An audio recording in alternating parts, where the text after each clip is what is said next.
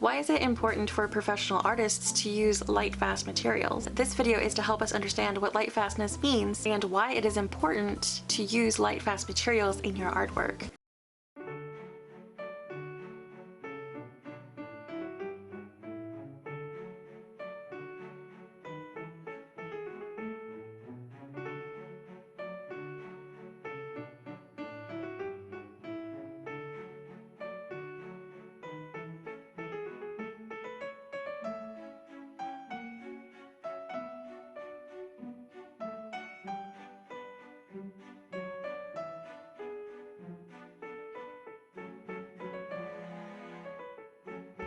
What is light-fastness?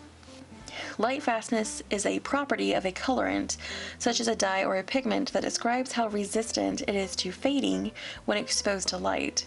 Light encountering a painted surface can either alter or break the chemical bonds of the pigment, causing the colors to bleach or change in a process known as photodegeneration. So what is watercolor? Watercolor paints are composed of pigments held together with gum arabic, a resin-made binder. Gum arabic is made from acacia sap, or sometimes honey. Gum arabic and/or honey are no more prone to discoloration or other long-term effects than any other binders. To help us better understand what watercolor is and how it works, we need to know the components of it. To understand the components, we need first to understand the history. The history of pigments. Natural pigments found in nature can be ground, sifted, or washed, and in rarer cases heated to create a desired hue. Since their inception, natural pigments served many artistic purposes in ancient cultures around the world. The ancient Egyptians and Chinese cultures were credited with many pigment advances through 1300 BC.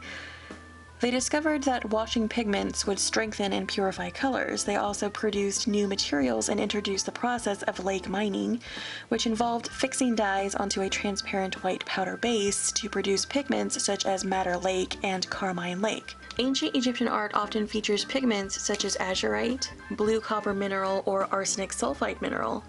Chemical tests found traces of alizarin and pigments extracted from madder plants in the tomb of King Tut in Egypt. Mineral pigments continued to be used by painters throughout the Middle Ages. During this period, pigments were often mixed with egg and water to create a dried protein that would bind the pigments. Natural chalks shaped into sticks producing bright pigments were used by artists like Michelangelo and Rembrandt. By the 15th century, egg was replaced by walnut or linseed oil, which dried slower and created a more versatile paint. Throughout the 18th and 19th centuries, new innovations and methods of extracting pigments continued to change the range of available colors. In 1841, the American painter John Rand invented the collapsible tin paint tube, which allowed for pre-mixed colors to be portable and more convenient to use outside of the studio. Pigments like titanium white and others made with new binders began to appear. In 1704, Jacob Dijbach created Prussian blue by accident, making it the first chemically synthesized color. As synthetic pigments became more prominent in the 19th century, many gradually switched to this medium to produce fine art. Before the Industrial Revolution, color options were limited. Pigments were often referred to by the location in which they were produced.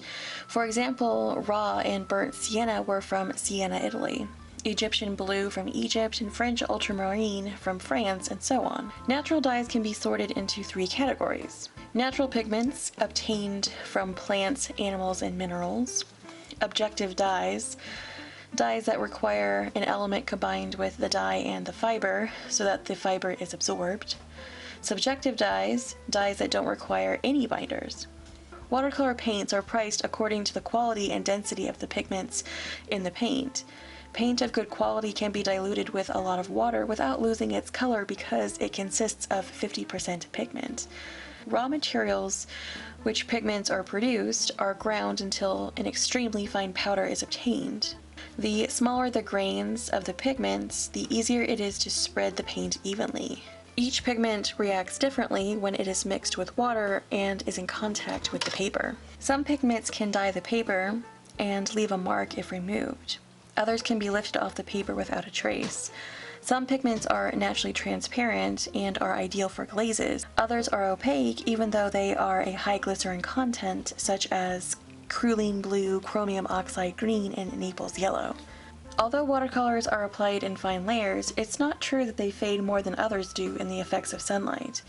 Only semi-transparent pigments, or those of doubtful origin, are likely to fade as they would if used in any other type of paint. Light fastness across all mediums. Poor light fastness is by no means unique to just watercolors. Oils or acrylics using carmine or other fugitive pigments will also fade over time. However, in oil paint, the thicker the paint is applied, the better protection it provides against UV damage.